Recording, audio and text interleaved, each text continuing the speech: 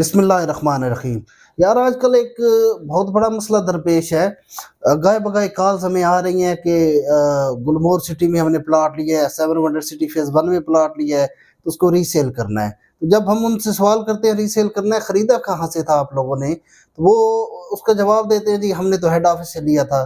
जब कहा जाता है कि हेड ऑफिस को कहो कि अब सेल रीसेल करके दें आपको, तो आगे से जवाब मिलता है नहीं जी वो कह रहे हैं हम तो रीसेल का काम नहीं करते, वो तो रीसेल आपको खुद करना पड़ेगा या किसी और डीलर से राब्ता करें या एजेंट से राब्ता करें आपका रीसेल करवा दे। तो यही चीज़ मैं आप लोगों को समझाता हूँ कि सबसे बड़ा नुकसान ही यहाँ पे हेड ऑफिस से प्लॉट लेने का ये है कि रीसेल आपको वो करके नहीं देते। तो स्टेट सेफ मार्केटिंग आज तक तारीख उठा के देख ले, कोई एक क्लाइंट भी ऐसा नहीं है जो ये बोल सके कि हमने फैसिलिटेट नहीं किया।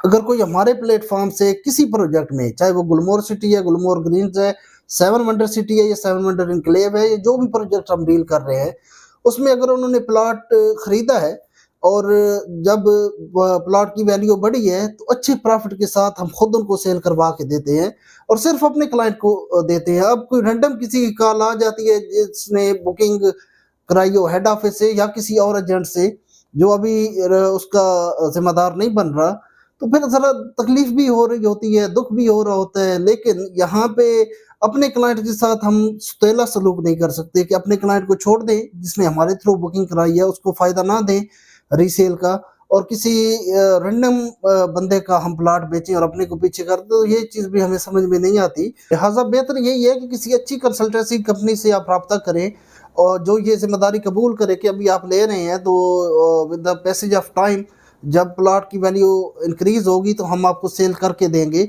उसपे फिर जो होता है मुनासिब कमीशन वो ले लेते हैं। जैसे कि अभी मुझे ये कुछ ही दिन पहले की बात है, एक क्लाइंट हमारे पास आया जिसकी ऑलरेडी बुकिंग गुलमोहर सिटी में थी। तो अब क्योंकि जिस रेट पे उसने लिया था रेट हाई हो गए थे, दोबारा वो बेचना चाह रहा था, यहाँ आया तो उसका हमने कुछ ही दिनों में सेल करके उसको उसकी अमाउंट प्रॉफिट के साथ दे दी और एक छोटी सी अमाउंट कमीशन कीमत में खुद रखी।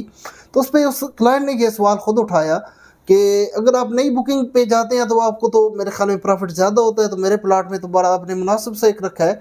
तो उसको मैंने यही जवाब दिया कि पहली बार जब आपने ख़रीदा था तो हमने आपको कमा लिया था, आपसे हमने पैसा कमाया है, अब आपको कमा के देना हमारा काम है कि इस दफ़ा आप फ़ायदा उठाएं। तो इस तरह स्टेट सेफ मार्केटिंग अपने क्लाइंट के साथ एक म्यूचुअल अंडरस्टैंडिंग से चल रही होती है। साथ में अभी अब मैं एक और वाक़या आपको बताता चलूँ। एक लेडीज़ यहाँ हमारे पास आई, डिटेल्स वगैरह दी, विज़िट कराया, सारे मामलात हो गए, लेकिन बुकिंग उन्होंने यहाँ से नहीं कराई। एक और कोई एजेंट का एक ऑफिस है, उससे बुकिंग करा ली। जब उनको फ़ाइल दी गई तो घर जाके उन्होंने देखा तो फ़ाइल के अंदर कुछ गलती थी, कुछ गलत लिखा गया था। तो उसके बाद वो फ़ाइल लेके ऑफिस में आई, लेकिन वो एजेंट का ऑफिस उसका ज़िम्मेदार ना बना। उसने कहा जिस बंदे की मैंने वीडियो देखी थी या जिससे मेरा राब्ता हुआ था, जो एक्चुअल में उसका ओनर था उस स्टेट एजेंसी का, उससे मुझे नंबर दे दें या मिलवा दें। तो उन्होंने कहा जी मिलते वो नहीं हैं, तो नंबर देना भी अलाउ नहीं है, आप ऐसा करें हेड ऑफिस चले जाएं। हेड ऑफिस वो खातून गई, लेकिन वहाँ पे भी उनका मसला हल ना किया गया। एक दफ़ा उनसे फ़ाइल लेके रख ली गई, फिर गई जी वो बंदा सीट पे नहीं है, ये है वो है, तो 3-4 चक्कर लगवाए उस खातून के। उसके बाद जी पता आया कि आपकी तो फाइल ही हमसे गुम हो गई है। तो ठीक ठाक उनको ख्वारी काटनी पड़ी। अब उन्होंने हमसे रब्ता किया कि ये मेरे साथ मसला है, तो ये वो, तो अब उस पर शर्मिंदा भी थी कि डिटेल्स वगैरह ली हैं, बुकिंग यहाँ से नहीं करवाई।